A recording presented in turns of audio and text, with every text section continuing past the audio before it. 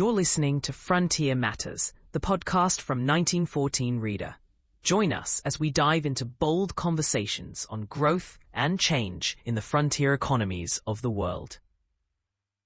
Welcome to another episode of Frontier Matters. Today it's me and Toby again.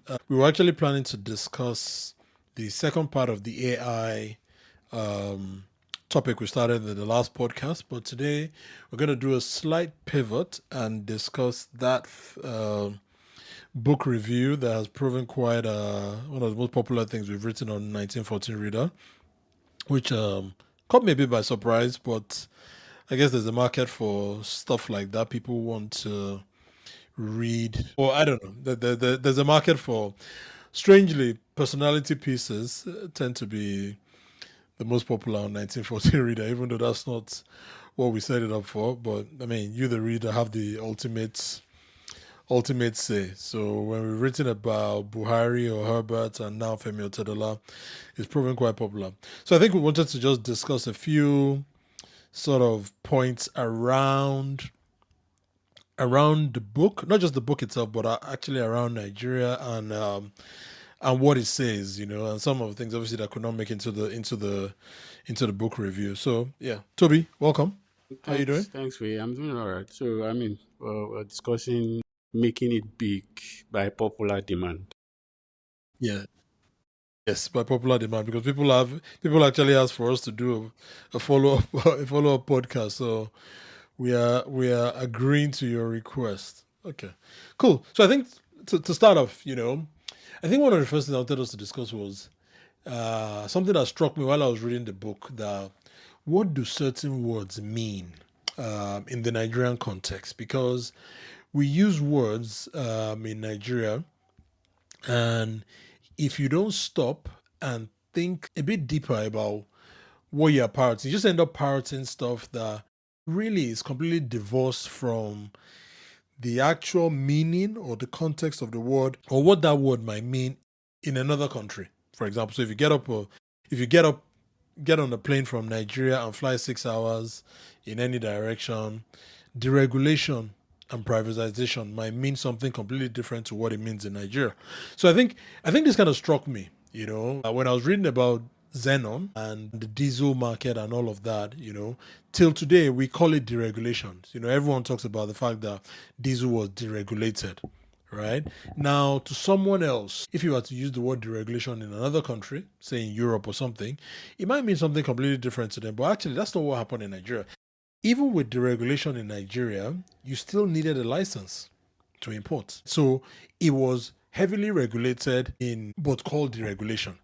So you couldn't just go put diesel on a ship and import it to Nigeria in the name of it being deregulated. You needed a license, you needed a quota, that sort of thing, and the state could then use that licensing to effect a very, very stringent regulation on you, right? So it wasn't just for anybody. So in that sense, the regulation kind of meant, to all intents and purposes, what it meant was we deregulated from NNPC being the importer of diesel to a private player. person. Yeah.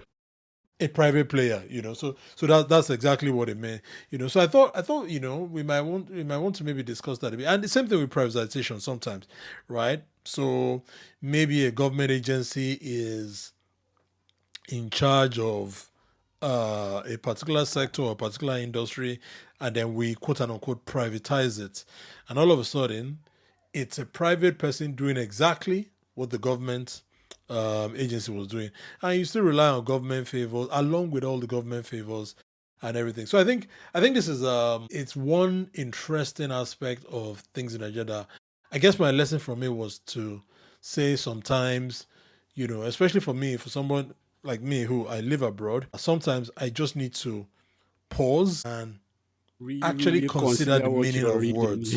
Yeah, exactly. Consider what you're reading and really try to get the full import of what it's saying. So because the regulation is mentioned a lot, that diesel was deregulated in 2004. He says it a lot in the book and all of that kind of stuff, but it wasn't exactly what someone else might call deregulation. Yeah. I think the privatization example is a good one. I was gonna make that point even before you mentioned it. That it's one of the reasons why privatization get a bad rap in Nigeria, because it's like the same monopoly, right? You're just changing hands. In some cases, government cronies, key actors in government still have connection to the quote and unquote private player. I'm not sure how that got to be, but I think if I would speculate, I think I'll say that it's just this our way of copying things that we don't really understand, and that we do not take account of our context. I think it's what Lance Pritchard calls isomorphic mimicry in developing countries. I mean, you see an institution or a process that works somewhere else, and then you institute it on paper, but it's just on paper. Like, practically, de facto, how it works is completely different from how it is written down, right? So, and I think we can say that for a whole bunch of other things. Central bank independence is one of my favorite examples. We Yeah, had we yeah. so we had 8 years or more of monetary policy being dictated from Aso Rock. I mean, legally we have an independent central bank on paper, but we know that there's nothing like that going on.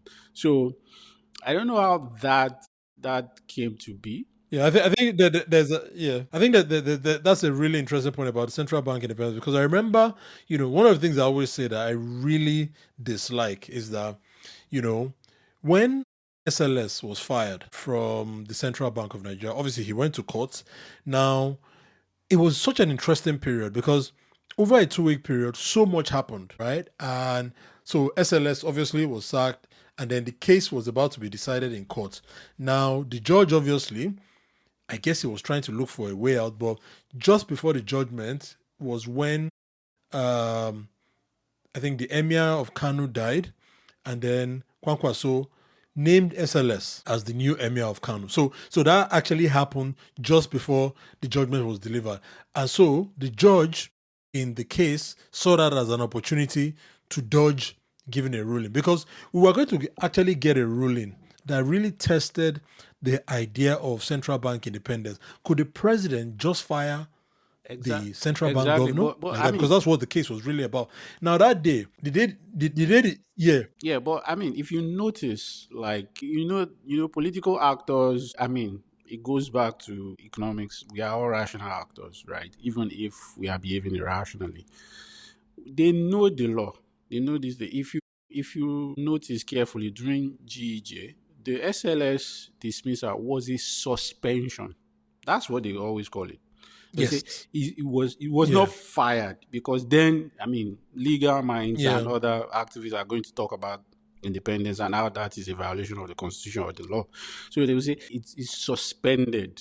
Even the current administration, right?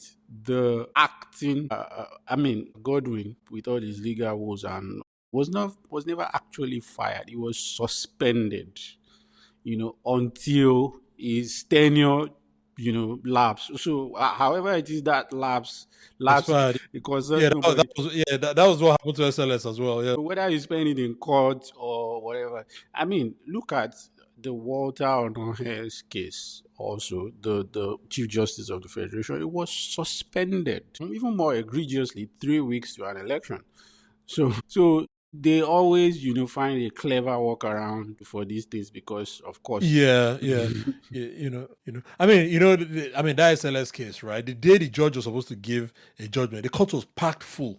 Everyone was waiting that, this matter is going to be decided today. We'll figure out, okay, can the president actually do what he did?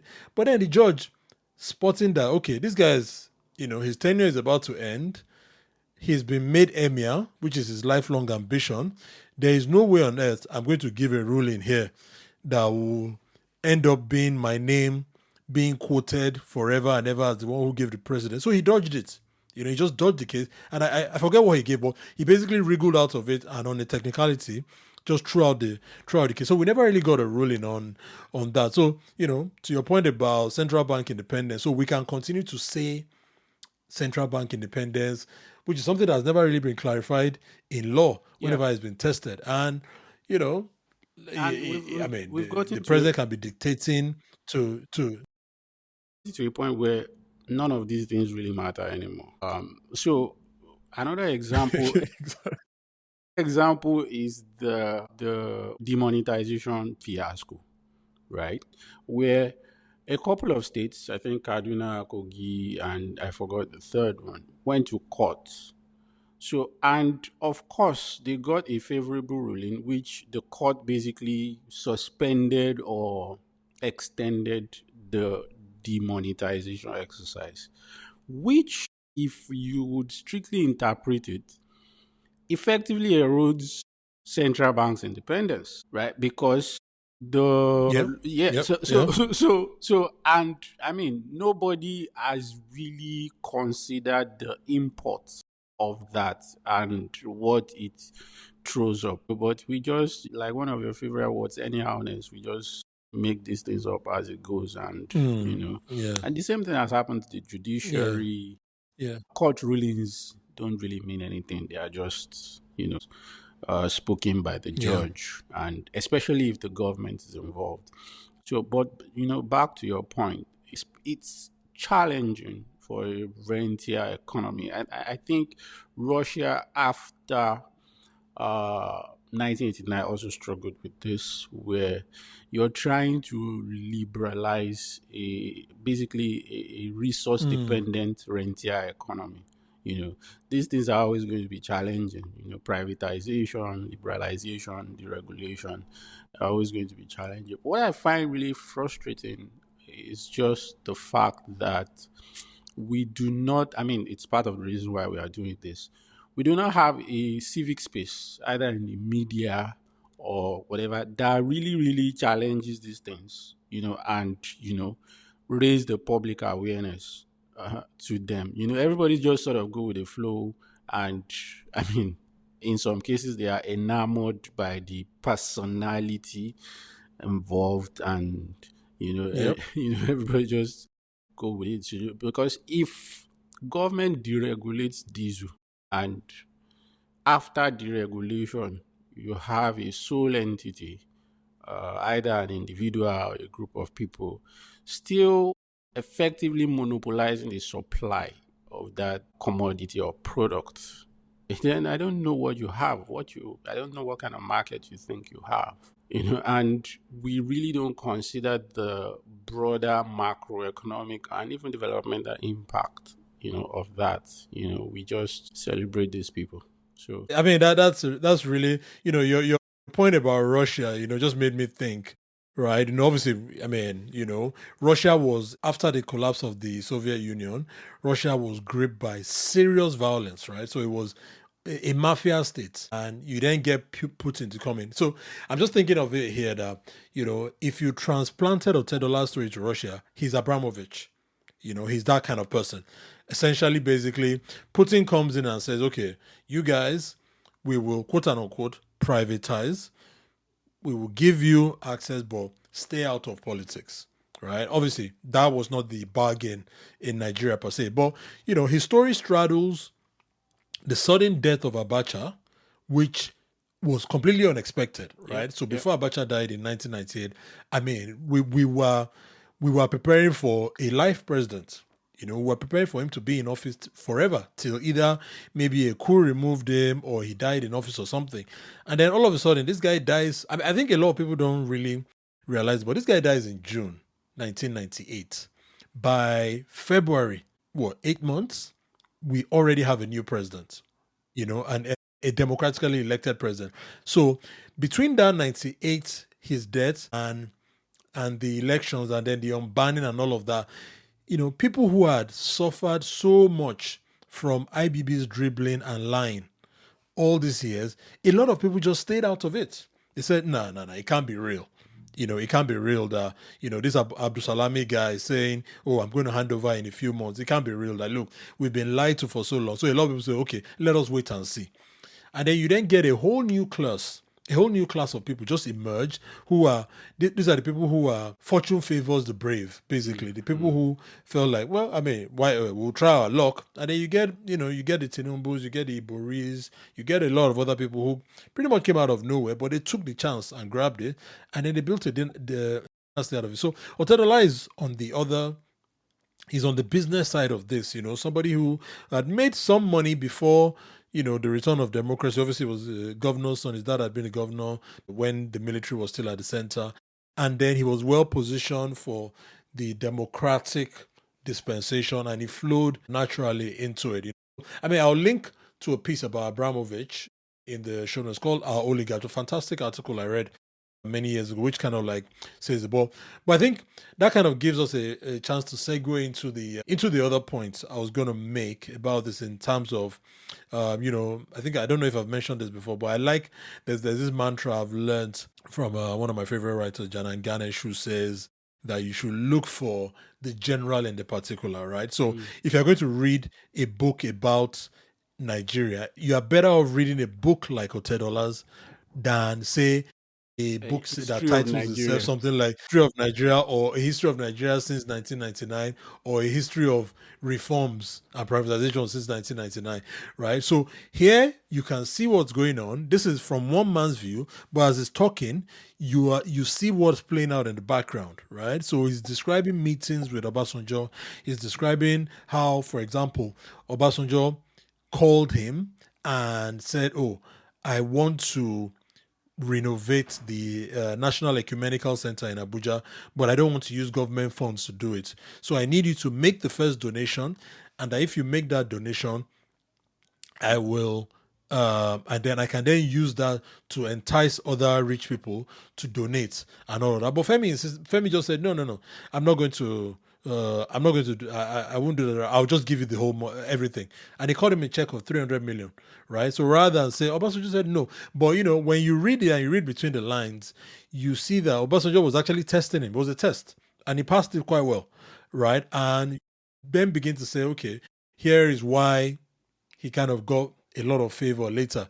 And when you think about it, whatever you might think of Obasanjo, he was actually quite deliberate. And, as a friend of mine was saying recently, he was actually quite deliberate in creating a class of billionaires in Nigeria, right? So unlike, say, Buhari or Yaradua or Gijo, so where it was just kind of like whoever was around at the time or something, Obasanjo was actually deliberate in creating a new class of billionaires, and he used them for his own purposes or whatever he wanted to. So, in reading Otedola's book, you can see how something that was maybe an overarching government policy of quote unquote deregulation, privatization, how it played out, who are the kind of people who benefited from it, and how did they benefit from it, that sort of thing. So I found that really quite interesting that, I hope that we will get more books like this, whatever what they are saying, maybe this might just be an interest for people like you and I who are constantly, thinking about policy and all that kind of stuff. But these books are vital. So Femi Otedola has written a book where he's saying he's giving you business lessons. But really, the nuggets for me are, I mean, I'm not trying to become a billionaire or something. So I probably don't need the business lesson or whatever. But for me, the nuggets are, the interplay between how policy works when it is announced and the reality on the road in between those who have access to power, those who are quite prepared for it, and whether it is a push or pull factor. Is the government deregulating diesel because it actually really wants to make the product more popular, more accessible to Nigerians? Or is it deregulating because this is the product that will allow some of our friends to monetize their access? But I mean, so that's an interesting point, which again preempted something I was going to ask you. Because from the comment section, a few people talked about this. I think you also made the same point when Babangida's book came out, which is so like people say, like it's really good that he wrote this. You committed pen to paper, and then it can be interrogated. I don't have a view one way or the other. I'm just saying that, like, what really is the value of that, right? Because honestly, I don't, it's like what happened. I think part of it is because we don't really have the scholarship space is really hollow. The policy space is really hollow. So we don't really get a lot of material independently about all these things. So we sort of have to rely on. So it's like someone saying, it's like Mein Kampf. If it doesn't exist, I don't think anybody will miss it, right? So I find myself asking, what exactly is the value of the? I've read a ton of Obasanjo's books, and I don't really learn anything from them. It's filled with a lot of histories and first person's accounts of what really goes. So maybe I'm missing something. That was gonna be my question.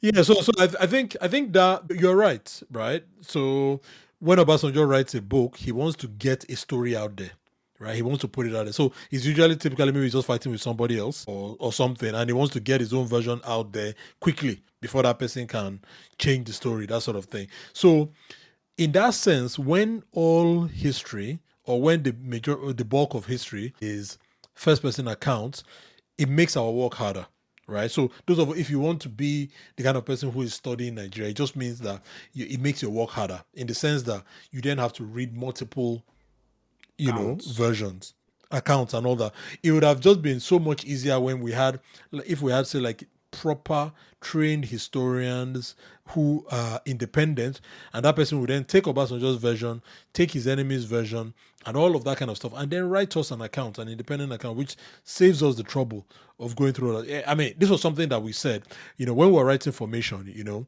by the time you get to Lugard, right? By the time you get to the Lugard period. So, for example, Lugard, there were things he wrote while he was on his journey through Africa, when it was basically, basically his diaries, right? So he was writing those diaries in real time as things were happening, right?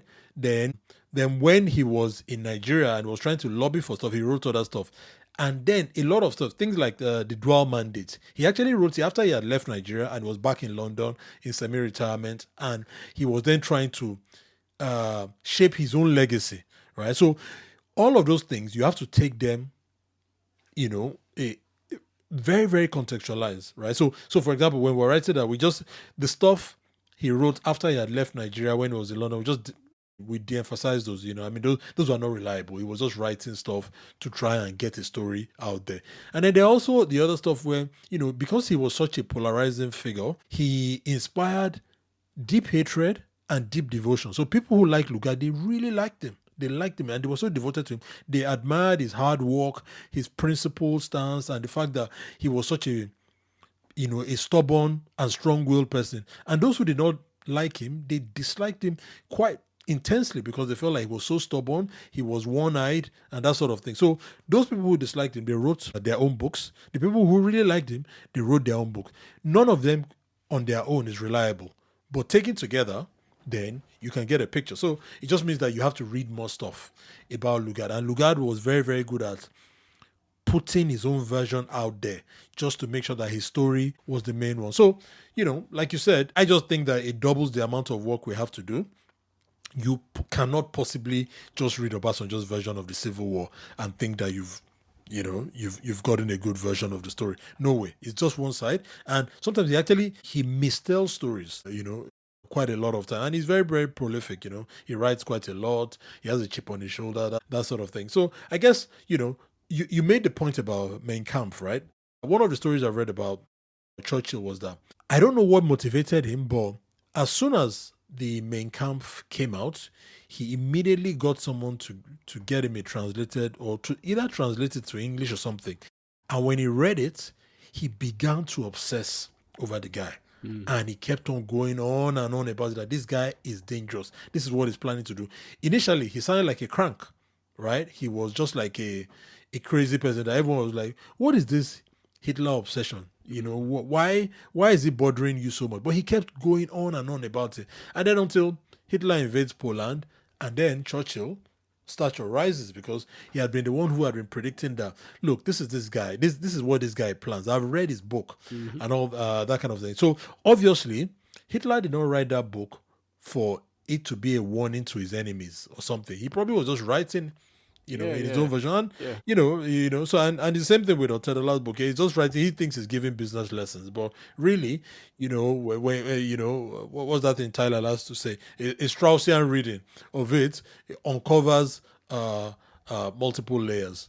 Yeah, but I mean, so like you said, I agree. It makes our work harder. I get really, really frustrated, especially with the media. I mean, you see business writers in Nigeria, and it's just embarrassing. And I'm not trying to bag on anybody. And of course, so for example, I'll give you an example. I've been trying to do a piece on 1914 for a few months. I'll say 8 months. And the real stumbling block. So I want to do a short history of banking in the last 30 years, because that industry just seemed like one tiny competency niche in a largely dysfunctional economy. It attracts the best talent. It's growing. Of course, there's a lot of dirt under the rug. You know that it's not everything is not as rosy as it looks. So I mean, and that's the point, right? You need an honest account of what is really going on. But I cannot, for the life of me, and I've tried, find a reliable history of even what we have done in terms of economic reforms or whatever since 1999, for example. You can't find one. Yeah. Nope. And Nope. it's just so frustrating. I mean, in some climes you could compile even media stories, even opinion pieces, and piece together a very, very good account of a certain period. But it's just in Nigeria, everything is just puff piece. And the same goes for Yeah. scholarship. Yeah. Universities, professors, scholars, whatever, they don't do anything. They don't write, they don't research, they don't do anything. And I think it just makes our work harder, and as if the country Yeah, itself is yeah. not is The not the hard in fact enough. the media is notoriously unreliable. In Nigeria, in the sense that something appears in the media 9 times out of 10, it is because somebody put it there, Yep. right? So very few things are organic. So Yep. maybe the president announces something, for example, then obviously that's a story. But then once you go into the paper itself, you start digging into it and you just start seeing these stories are just appearing there because, somebody wants to get this out there. Somebody's motivated and probably paid for it. That sort of thing. And then, and that's just one aspect of it. The other aspect of it is the lack of archiving, right? So these guys, maybe I don't know what they do. Maybe they just delete their old stories. And we are now in the situation whereby if you want to find anything from Nigerian newspapers from 1999, 94, 95, those sort of things, you have to go to allafrica.com. That's the only place you're going to find it. If you go on Vanguard website, they've deleted all their stories from, I don't know, maybe 15 years or whatever. They just don't have any archives. So, and you have to pay for allafrica.com. You have to pay.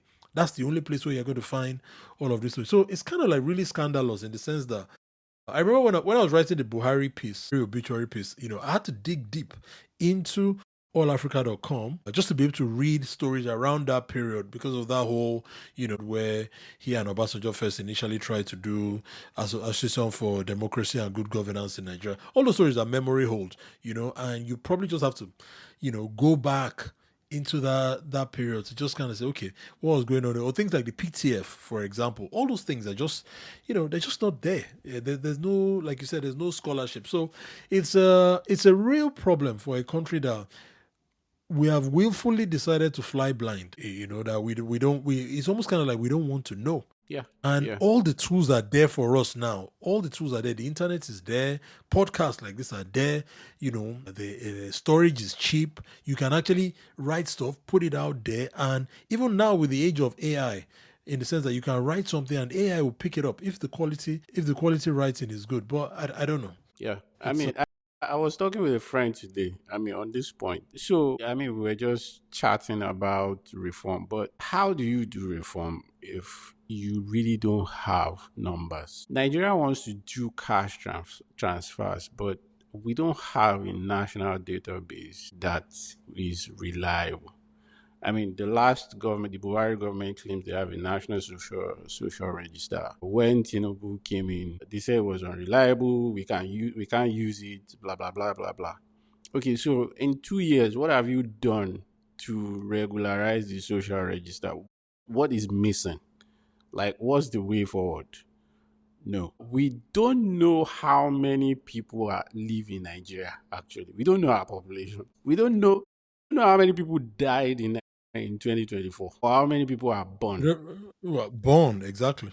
We don't measure anything, right? But I mean, we are spending money, we are making policy, we are doing this, we are doing that. We want to reset a lot of these ridiculous and ambitious goals sometimes. I just wonder that who does this? Like, how do you expect things to happen if you really do not have numbers? And to your second point about archiving, with this in the same conversation where we sort of segue to NTA. So I did a quick look, and BBC's revenue in 2024 was about $10 billion. Of course, profit is a lot smaller than that, but it's a public corporation. So we know that it's not really for profit in the sense of Murdoch's empire and all that. But $10 billion. And you ask yourself, what is NTA doing? NTA has basically, because I flip through. So every time I want to know what the federal government is up to, I go to NTA. And that's just about it. Yep, that's it. It's become like the media arm of the Ministry of Information. Mm-hmm. And it's hard to believe that this is the NTA that we grew up watching. It's actually so, and I started thinking about the archives. So much original programming, a lot of stuff. And I mean, this goes back to the conversation we had with Anthony Hopkins, and archiving, Yeah. right? I won't Yeah. be surprised if a lot of those archives are actually destroyed, unusable. Yeah, I mean, you remember the story of the Doctor Who thing? The Doctor Who story where they found a missing episode of Doctor Who was lying down somewhere in India, something funny like that. I mean, they've recorded over a lot of their old stuff. I mean, that's a known fact. It's when I was growing up in Kaduna, I can never forget there was this show we used to watch. It was called Magana Jariche.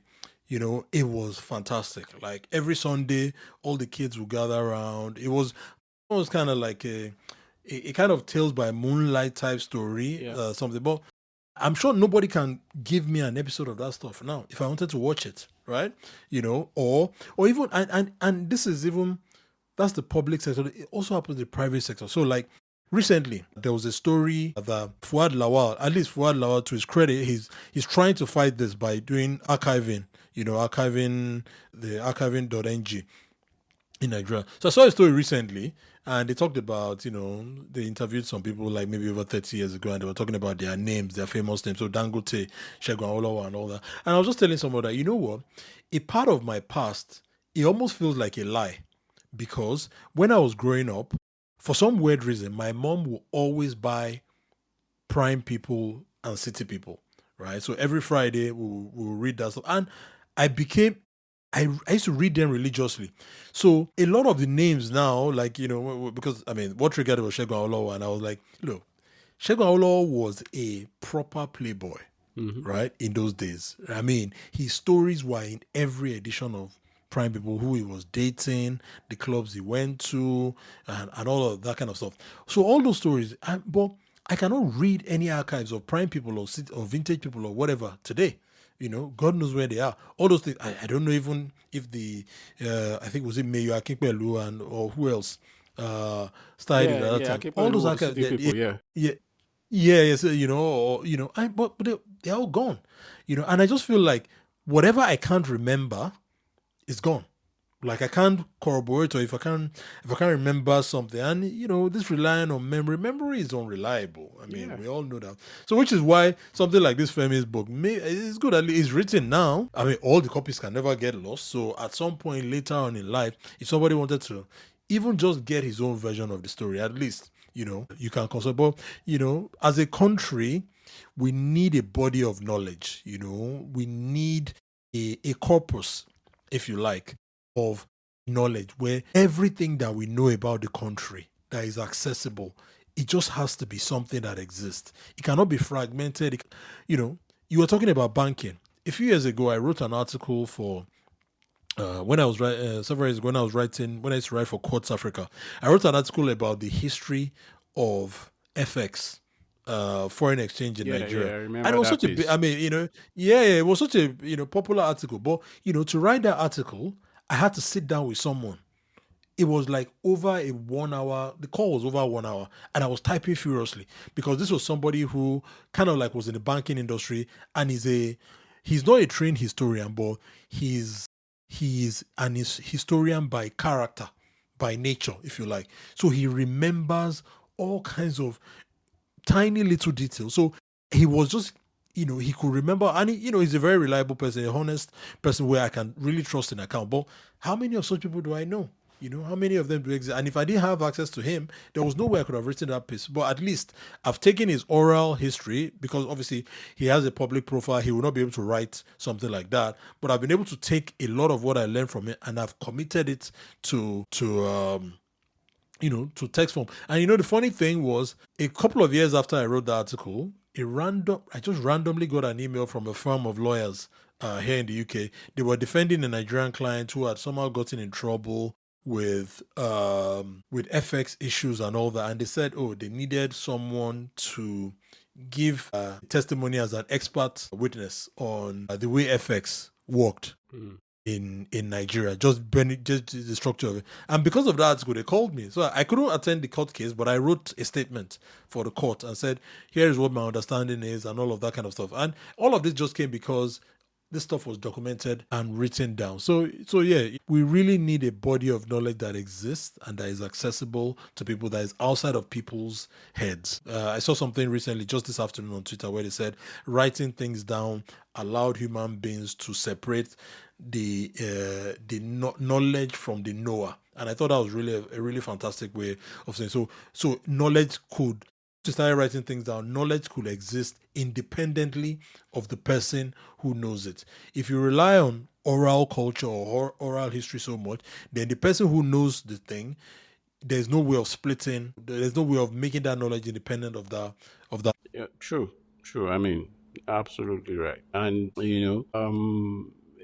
I've had similar experience trying to write this banking piece, but the trouble is, a lot of people I talk to will just be like, "You can't write that. That cannot.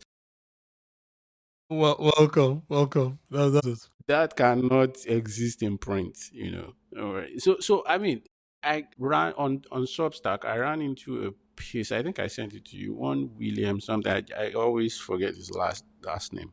So apparently, he was the FT correspondent in Nigeria during IBB. Yes, yeah, Yeah, yeah. you I read that remember. Yeah, story. Do you know that yeah. prior to reading that piece he wrote, which obviously that wasn't the center of the story, was writing about corruption generally. And I have never heard that story. That there is a slightest chance that the IBB regime pulled an FX scam. What was really popular was the Gulf oil Go for windfall. Yeah, windfall. yeah. Like this was potentially a bigger story, and the journalist that was at the center of this was, expelled from the country overnight, and that was the last we heard of it. Nothing, like it just completely disappeared. Yeah, I memory hold. You can't find it on the internet, or at least until this guy wrote about it now. You can't find that story on the internet anywhere. You can't. You can't. You can't. So I think, I don't know. It's just talking about the media, I think sort of brings me to my next point, which is making it big. You make it big, but how you make it big, sort of, maybe it's a question of judgment, what it says about you, but what does it say about the country itself and the collective fate of other people, living in the same country? Because reading your review, which was amazing, by the way, sort of, it's an history of the political economy itself, at least over Yes. over Yeah. over that period. And you read some things and you just be like, oh, no wonder, no wonder this is how it is, And so my question then is, what was your feeling? What was your state of mind as you were, reading those stories, knowing what you know, knowing how the country works? What was really going through your mind? So I mean, look, I have anyone who knows me over the last decade or more of my rights will know that you only need to mention a certain billionaire or billionaires in Nigeria, and my muscles, it is I genuinely feel like I genuinely have a problem with the Nigerian billionaire class. I won't hide that. I have a very very big problem with them. I feel like my view is that they've let the country down badly, in the sense that, look, Nigeria is a difficult place, but if you've benefited so much in a way that you will never ever benefit from in any other country in the world. If a country has given you so much, especially a poor country, has given you billions of dollars, then regardless of how bad the government is, regardless of how the policy environment is, you have a responsibility to advance the frontiers of the country in technology, in upskilling, in investment, in innovation. It is at the minimum. That is your duty. So I don't care whether the person in Aso Rock in Abuja is the devil incarnate. Mm-hmm. If Nigeria as a country has given you billions of dollars, and Nigeria is a poor country, so to extract $1 billion out of Nigeria, it takes a lot, right? It takes a lot, and it takes a lot of government action and all of that kind of thing, where government will give you something and then they'll ban your competition and make life easier for you. If you have benefited in that way, then you have a responsibility. And I feel like the Nigerian billionaire class have let the country down so badly. So badly, in a way that I feel like they're almost a waste, So I have that bias, and I'll confess to that. So even before reading his book, so in that sense, like I said, I'm not looking to become a billionaire. Yeah, I mean, if it happens, it happens. But so I'm not looking for business lessons and all of that. What I really want to understand is, okay, let's even get behind the mind of these people, right? So I criticize these people a lot and all of that, and I have a very very critical take on them. So let me even hear from his own side. So that was the first thing about reading it, and I wanted to really understand. I think what really got me interested is when they started publishing excerpts in the cable, some excerpts of it, and I thought, okay, this is interesting. Like, obviously they publish some eye-catching parts of it. So, okay, I'll read this and I'll definitely write a review of it. Let's hear. So I think I was trying to understand the context in which he was writing, which was my main fascination, in the sense that, okay, when this guy is telling me he's making $1 billion 5 years after selling diesel, what exactly was the context? What made that happen? Was his customer service so great? And I used, in the reply to one of the comments, for example, I used the example of Rockefeller, right? So the kerosene market in America, which was what everyone was using for lighting at that time, was a jungle. All the kerosene was sold in the same type of container, right? I think it was a clear white container and all of that. There was nothing like branding, So everyone, so people will buy sometimes adulterated kerosene. You use it to light your home, and then the thing will explode and burn down your house. That was so common. Yeah. Yeah, exactly. So you could not trace you couldn't trace who the seller was. So Rockefeller spots an opportunity and says, you know what? Here I'm going to introduce branding. So he started selling his own in blue containers, and then he put his name on it. So when you bought from him, it was almost kind of like an implicit guarantee that if this thing explodes, you can drag my shirt. Exactly. And what I found so fascinating when I was reading Titan, there was this part where Lowenstein was interviewing him, I think in a church or something. And what I found so stunning was that he really, really put his name on the line and told customers that if anything happens to you by buying this product, you can hold me responsible. Like, you can hold me liable. Yeah, exactly. Like, he didn't hedge, he didn't do anything, because he sort of, you got there before me. So when you're telling these stories and you are trying to present a lot of these alternative scenarios, like you and I discussed, I'm also trying to write a review of Jennifer Delton's The Industrialist to present some kind Yeah. of alternate view of what you were talking about and the billionaire's contradiction. But I can picture the reaction of Nigerians right now. Like, you are a hater, you are poor, angry. They will some people will start a fight too. I'm serious. Like, Yeah. you see, this Rockefeller thing. A couple of months ago, I forgot now when these old Rockefeller things started appearing in some very, very weird places in Nigerian media Mhm. because of CNG trucks. I was like, what the F is going on? So Dangote brings in 4,000 CNG trucks, right? People are celebrating this thing. They cannot actually, nobody is pausing to say, hang on a minute, this is a low margin product, right? Is supposed to be a low margin product. If this guy is bringing in 4,000 trucks, what exactly is going on here?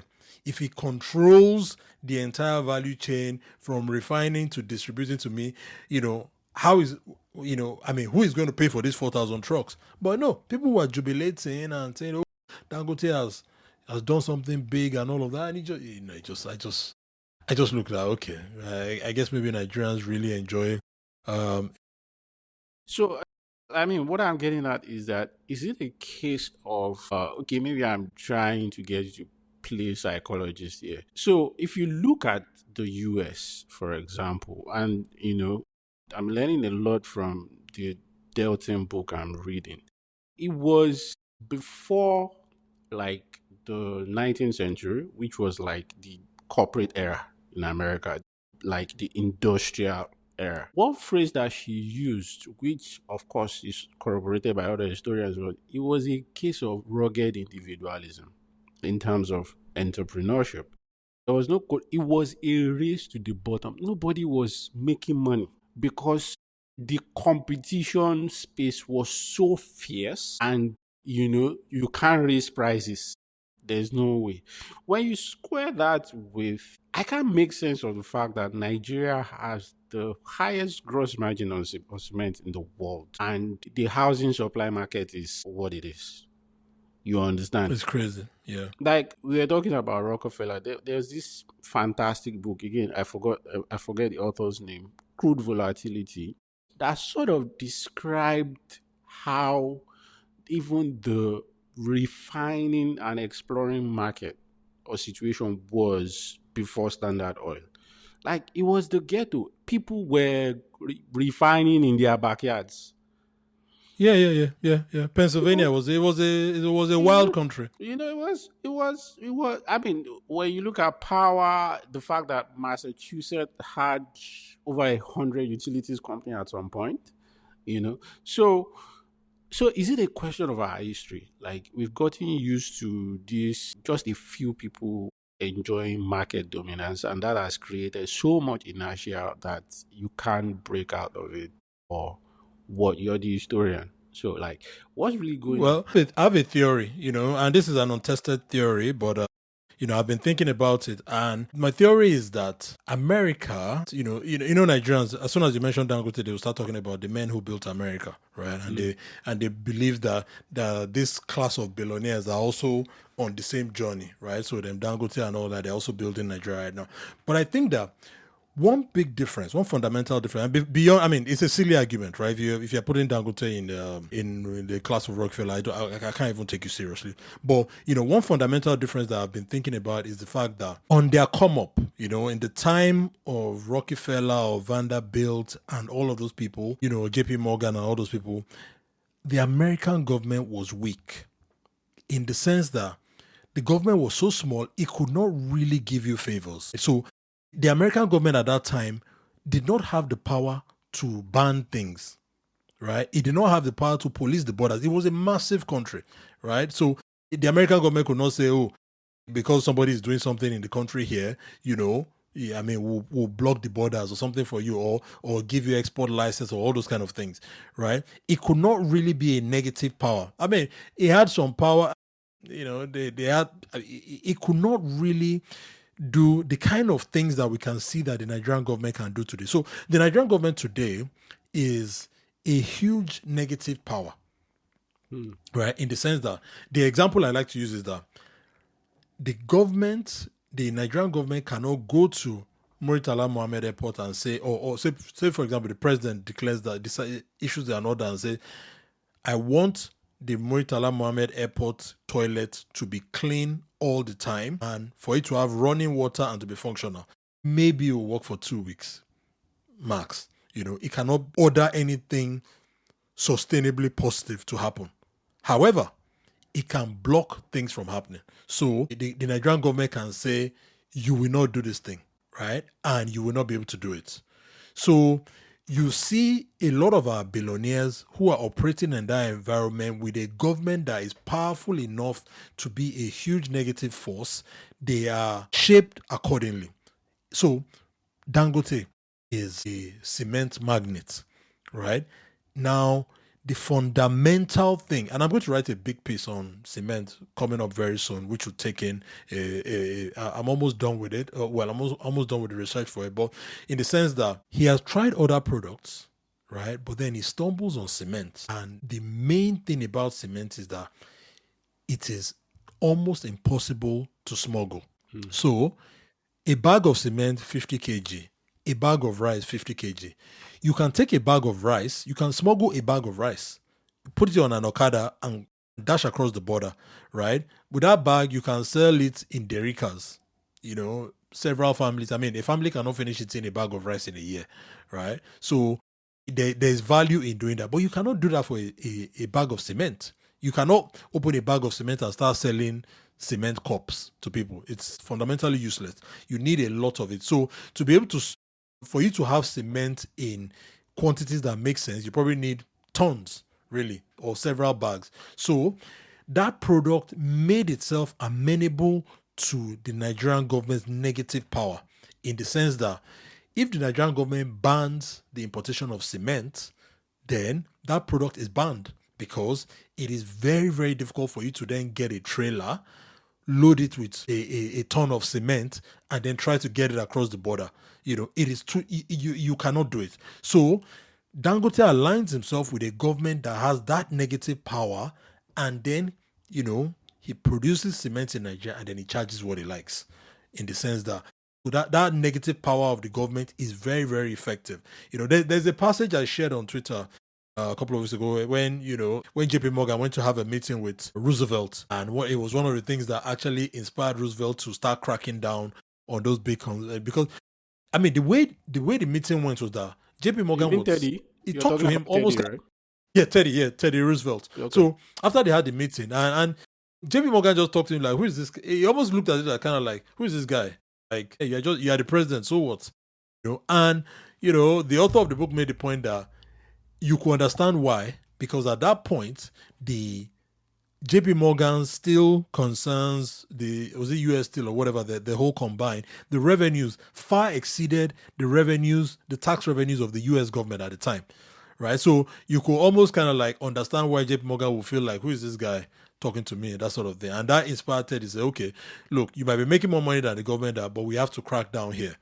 So all these Rockefeller people, when they were coming up that time, they could not run to the government. The government was not available as a kind of tiebreaker, right? The government could not, wield its influence to help you one way or the other against your enemies. If you had an enemy, you had to fight that enemy, and which is where, the brutal competition you're talking about came up. But in Nigeria today, you can use the government to fight your enemy. There was a guy who told his son told a story many years ago about cement, about what they wanted to do with cement, and the Nigerian government just targeted it. In fact, the man suffered so much, I think he had a stroke and he died later on or something. So somebody can use the Nigerian government against you. So if I have access to the president today, I don't really need to innovate, and if you are competing with me over something, then I can use the government as a tiebreaker to decide, rather than facing you by innovation, by technology, and all of that kind of. So that's my theory, in the sense that at the time when those quote unquote men who made America were coming up, the US government was too weak to be a tiebreaker, to be somebody who will help you one way or the other against your competitors. But now, we have a billionaire class in Nigeria today who are coming up, and the government is such a valuable partner in the sense that you can actually use the government to achieve everything. In fact, it's the most decisive factor. Right? It's not technology, it's not innovation, it's not invention, it's not anything. The government is the decisive factor. So if you can get the government to write policy on your behalf, you can get them to ban something, if you can get them to take out your enemies, you're good. You make money. So, I mean, I hear you, but I want to slightly quibble a bit. So, your point on negative power, totally true. And I don't think that it's so limited to Nigeria. I think the character of government generally is this there's this immense negative power. So, like, one of my favorite examples is that the Nigerian government, yes, I mean, we went through the border closure with Buhari, but it wasn't really border closure, really. The customs or whoever cannot really stop rice from getting to Ido or wherever. They really can't stop it. But what they can do under whatever policy regime or ideology is they can go to the market, come to your shop, and seize your goods as contraband. Yeah. Right? So there's that's an example of, and I think the American government to an extent, even when it was weak, when you were talking about, had a little bit of that going on too. I think there are two things that I'm rather curious about. I think that countries also, perhaps, again, you have to let me know you're the historian, maybe through sheer history, countries also have personalities, Yes. Yeah. which is basically how the elites behave. I think America, who knows, with Trump, things might change, but I think America for a long time was the elite, the business elite particularly, were strongly anti authoritarian. So government and businesses were always fighting. I remember this book, We the Corporation. Again, I forgot the author. There was one interesting factor in the book, like after Lincoln signed the Emancipation Act into law, American companies have they over a period of 10 years or so, American companies actually used that law, that particular constitutional amendment, a lot more than actual slaves, right? Get themselves off government shackle or get an exemption from Yeah. whatever. But I think in Nigeria, what confuses me sometimes is, I mean, you have a situation where clearly you are on the losing side as a business or as a bunch of businesses. Why can't our business elites? And I think we did a piece thing when we were talking about state capture. It's cheaper sometimes, even if you look at the game theoretically, to band together and fight a lot of this nonsense. But everybody is busy racing to capture the state. So, I mean, what is it about our history or how things have evolved that have sort of normal? Nobody wants to fight. So there's no matter how rich you are as a Nigerian private sector person, once government is involved, you just throw in the towel. Yeah. You go Yeah. and beg, Yeah. and you let's They can do you serious damage. Yeah. let's be Yeah. let's be eating it. Nobody really wants to fight, and I think that the structure of our political economy is not really going to change if we don't have this very intense contest between business elites and the government, because like you said, nobody is going to have the incentive to innovate, Yeah. Yeah. do anything. We'll just have a domestic capitalist class that are just rentiers. And I mean, to people who talk about build America, I'm very much in favor of having a domestic capitalist class emerge in Nigeria. It's very much in consonance with economic development. Everywhere Yep. Yep. that development has happened, there's always a domestic class of, So I really don't know what about us. I mean, even if you look at, Still speaking about negative power, there was this YouTube documentary I watched by a bunch of gamers. When the Trump administration was talking about the export ban on GPUs, and so there was this amazing 3-hour document, very detailed. Like, what the hell are you talking about? Your controls are working. People are smuggling this thing into China like pure water. And the publication actually followed the supply chain all the way from the US to Hong Kong, and all the way from Taiwan to Shenzhen, how people were carrying it in duffel bags in so. But I mean, what you can really do is to control the price through tariffs. That's some kind of negative power, right there, which the Trump government eventually let go and say, okay, just give us a share of what you are selling because we can't really stop it anyways. Yeah, exactly. A So huge. I don't know. I guess I mean maybe I'll point readers to the piece I wrote not too long ago on the 1914 reader, diversity made on net. So I guess maybe this might take out into social science, but without going too deep into it, I always say like one of the most profound things a friend has ever told me was that says that proliferation is the default state in Nigeria and that there are no team sports that are native to Nigeria, which is something I've never forgotten since he said it, in the sense that, so what you are asking for there, when you talk about the fact that the business class ought to come together in an enlightened self-interest thing is a team sport, right? You need coordination and all of that. And, I mean, if you've been in any Nigerian WhatsApp group, you can imagine what it's like in the sense that the way we just have a serious coordination. And like you said, countries have personalities in the sense that America, for example, if you wave money, you just know that people are going to put aside their differences and get stuff done as long as there's money. So it can be, it's something that the country can rally around quite effectively, which kind of like why it makes it the home of capitalism. And even the same thing with China as well, to an extent, where people are really motivated by money and material things. So for us, even money is often not enough to concentrate minds in this. So I don't know what the answer to that problem is, to be honest. We need a lot of social engineering in the sense that just makes us think about cooperating in so many ways. And this thing is all over, everywhere, in every aspect of our life. It's in the federation account, it's in private sector, it's in the public sector, it's in everything, whereby we just tend towards balkanization and any kind of cooperation. It kind of becomes very, very difficult for us to pull off. So, it's that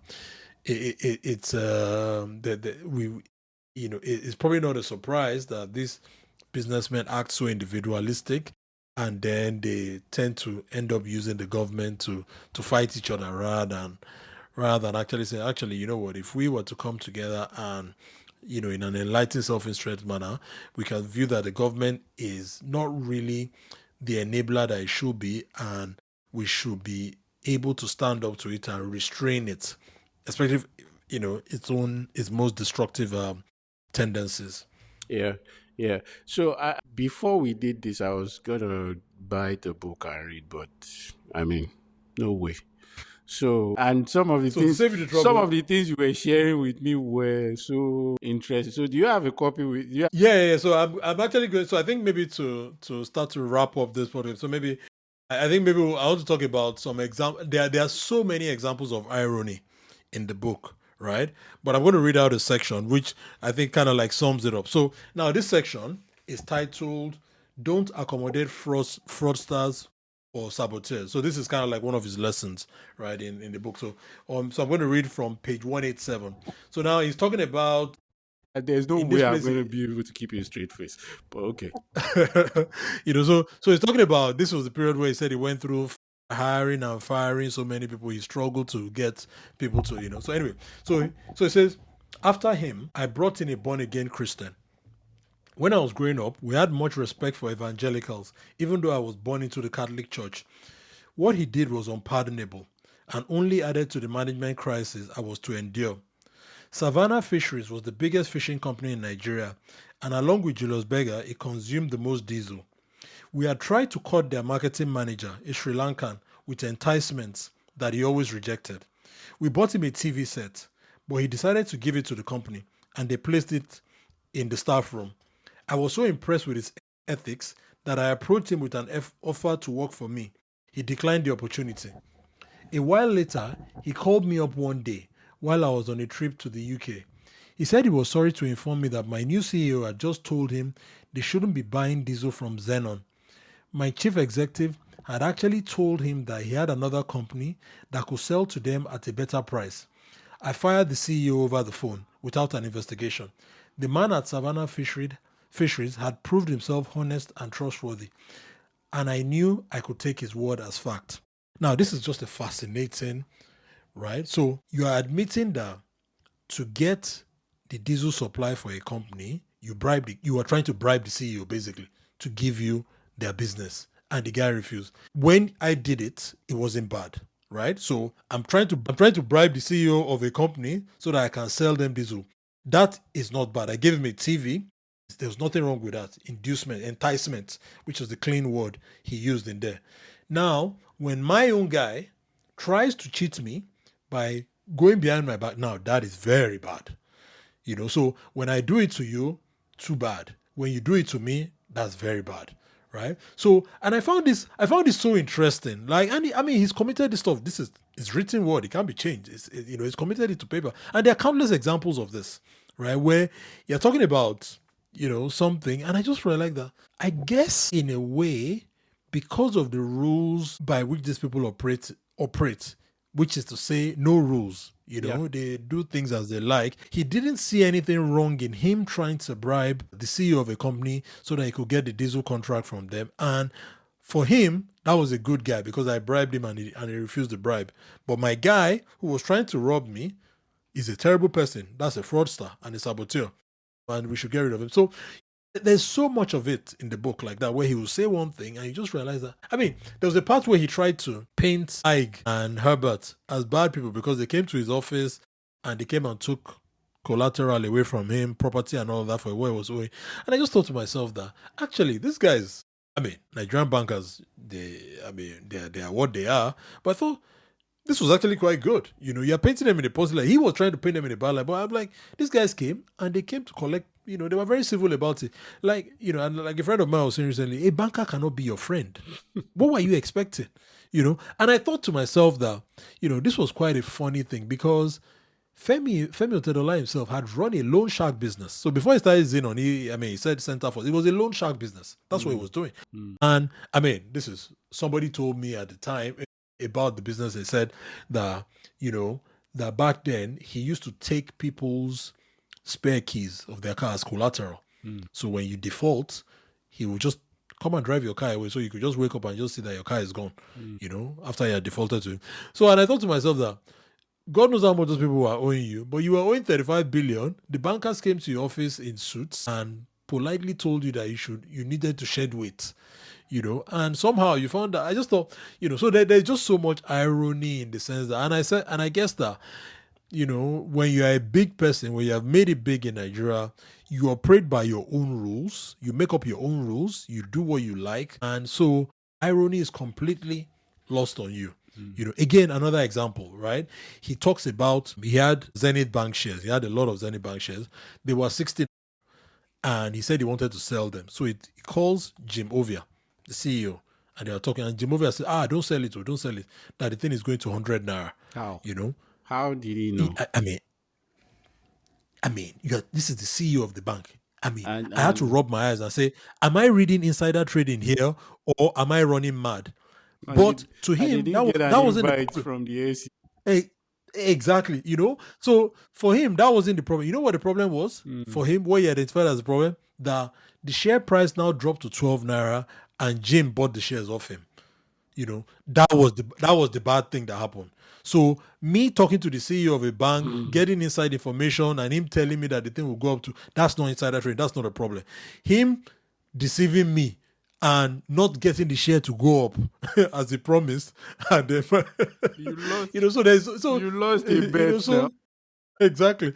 All this kind of stuff. It's just there were just so many. There were just so many examples of them in the book, and I just thought, this is also hilarious in a way, in the sense that But I mean, when somehow I think it also says about a lot about. I mean, morality can be hypocritical, but in Nigeria, it's something else. Do you recall the story of FIFA and the Ministry of Sports, where some money was accidentally transferred or credited to the uh ah, yes, yeah, yes, I remember. yeah. Yeah, yeah, So I mean, if at that level we can really, so you ask yourself, what exactly does the EFCC think they are doing?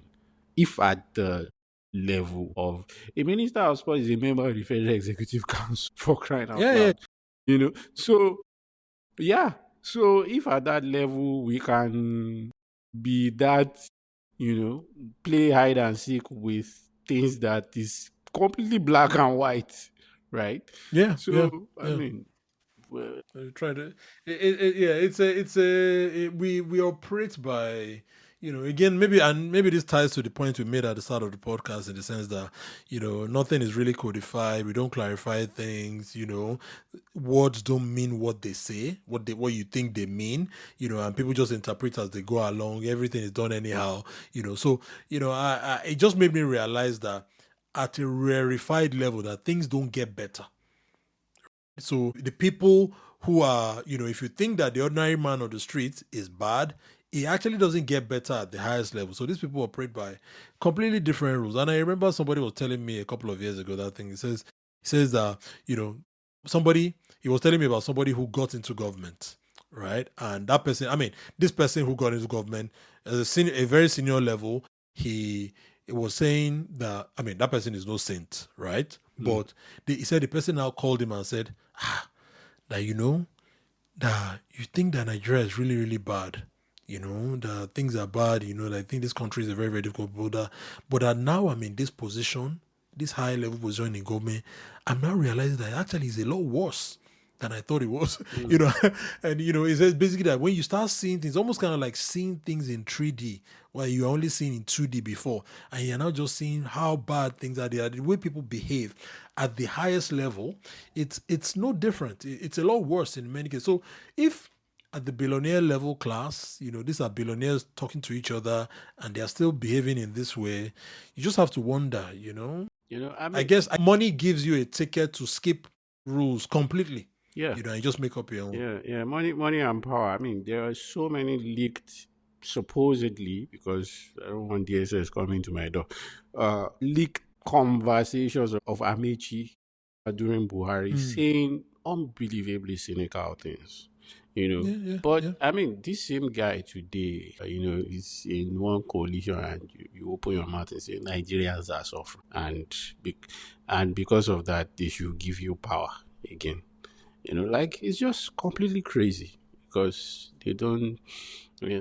So, but I mean, if we want to do a little bit of counterfactual history before we close out, of all the presidential candidates in 2023, do you think that if we didn't have Bola Tinubu, do you think either of the other two guys could have been different? And You just mean like if generally in if terms of Tinubu didn't this, win? yes, just generally in terms of this, political economy thing and this crony capitalism business, generally. So in a way, I think that Tinubu was probably the worst thing for us, and in the sense that and this is not this is separate from whatever policies he comes up with or something. Like, for example, we can quibble about the FX policy or the fuel subsidy removal. They were done very, very hack-handedly, and there were better ways of doing it. But I don't think anybody is actually advocating that we should bring back fuel subsidy right now. Even as much as that's all. So this is separate from that. But I just think that in terms of his personal, I think Tinubu is the ultimate expression of what we were just discussing about people like Otedola, in the sense that when you're at the highest levels, these people operate by no rules. So Tinubu operates by no rules at all. He's a law unto himself, right? He has traveled, and Nigerians do not know where he is. Somebody just mentioned today that somewhere between Japan and Brazil, he disappeared to LA for 3 days or something, right? So there have been times when he's traveled where for a couple of days you cannot actually say where he is. Or he would say he's leaving the country and he would just say about a fortnight. And then the thing can end up being 20 days or something, or 3 weeks or something. He does not really, he's not constrained by any kind of laws or whatever. Who knows how many days leave the president has, He's using up. He keeps saying whenever he goes, for example, you can disappear for 2 weeks and say he's on. Or I think there was actually one trip where he was already abroad and then he converted it to a leave or something while he was there. That kind of, so in that sense, I said it at the time before when he won the primaries that this guy is almost kind of like the worst because he's a mirror to Nigerians and he has a very, very cynical view of human beings. He believes that, anybody who is making noise, the solution is to find that person's weakness and just relentlessly hammer away at it, or this person just wants money. Nothing is about principles or scruples or anything for him in that sense. So, we had him in.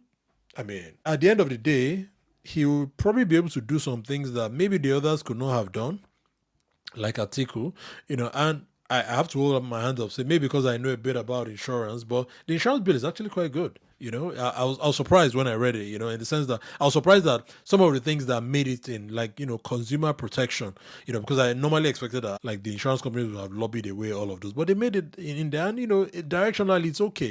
It's not the greatest insurance bill ever written in the world, but it's decent. It's and that will go under Tinubu reform if you can get the regulator to be able to push that kind of thing through. And look, we've survived 2 years of no fuel subsidy now, so we can at least have a reference point and say, it is possible to live without subsidy. If somebody might come tomorrow and try to introduce it again, but at least we have a counter argument against it now, and all of that. So all of those things are in there. But in terms of the person who he is going to really debase the fabric of the country.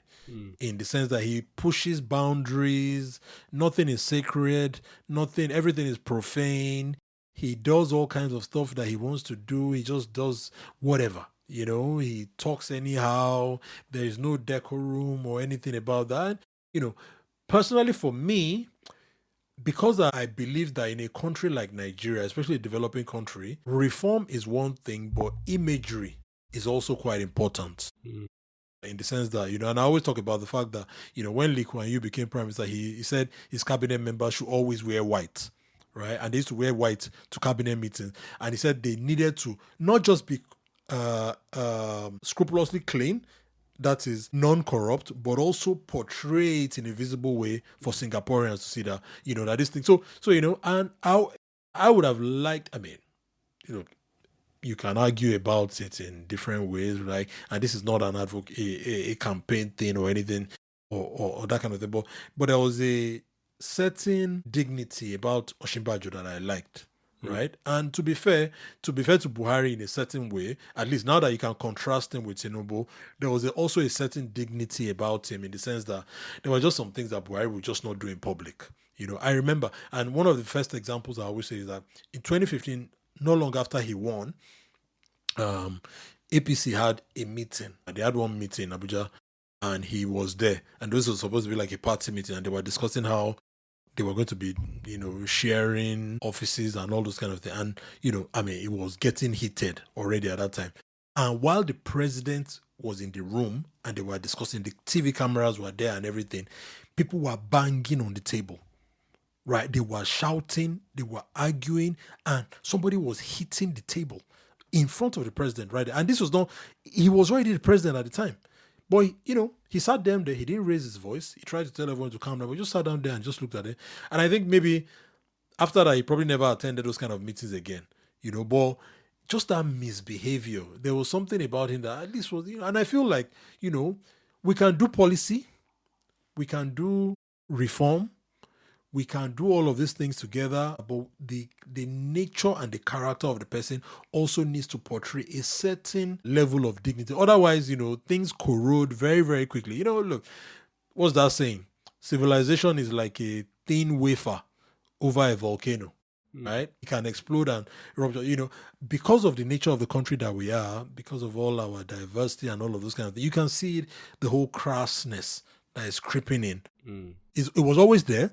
All these crass fights over bus stops, renaming streets, and all those kind of things. I mean, we are all those things, but it is possible for you to have a leader who, just by nature of their character, emboldens the worst of us. So I think in that sense that Tinubu, there are some parts of us that are really ugly that I don't really want to see, and unfortunately, Tinubu, just by the nature of him, as somebody who has no scruples, who has no morals per se, who doesn't really operate by any rules, he will appeal to that worst of us, and we're going to see a lot of it come. And I think, and I suspect that this coming elections is going to be, if people think that they've seen, nastiness and misbehavior for elections, you have not seen anything yet, because once the electioneering for 2027 fully kicks in, it's going to be really messy in a lot of ways. I think that I can't really say for the other two guys. I've become completely disillusioned with the third guy. So, but I think, to play devil's advocate, I think that, especially in the context of what we're talking about, crony capitalism and all that, in a very cynical way, to your point, I think the very fact that Tinubu exudes power, adores power, and he really, really exercises it in every way possible that he can. I think that in itself makes him impossible to be captured by one person. Yeah. And I think in Yeah. the context of what we are talking about, I think that's a good thing. Yeah. If You're right. if to be honest with you, if uh that refinery had come on stream under Buhari, I do not think that we'll have any choice than staring down the barrel of a monopoly. So I mean, that's my you had. I really don't really care for Buhari's personal qualities. Whatever it is they are what they are. But the fact that a single individual could control the, at some point, this person was getting 80 something percent of the FX in the entire country. So I don't know. I think I've become quite, living through Buhari has made me quite cynical. There was something that Nonso Bikili said. I don't know if he told me this personally or he tweeted it or something. That a corrupt economy is better than a collapsed one. Yeah. So, so I think that, of course, Tinubu, corruption under Tinubu is gonna be what it is. At least, he believes in competitive crony capitalism of some sort.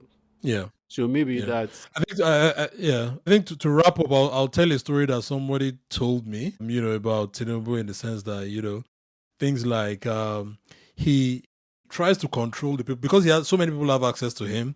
He tries to make sure that the access is kind of democratic in the sense that, if he sees that you are getting too close to one particular person around him, he'll just switch things up. Right. So if you think that you can get to him, if you think that, you have his cook or his cleaner or his driver or something is your hook into him, he can change his driver or he can change his cook just to make sure that, because I mean, look, game recognized game, right? He himself is this kind of person, and he knows the worst of what all these people can do. So, and he can counter them compared to someone like Buhari, who had the same people around him throughout his 8 years, to the point where the guy who was carrying his bag became a billionaire.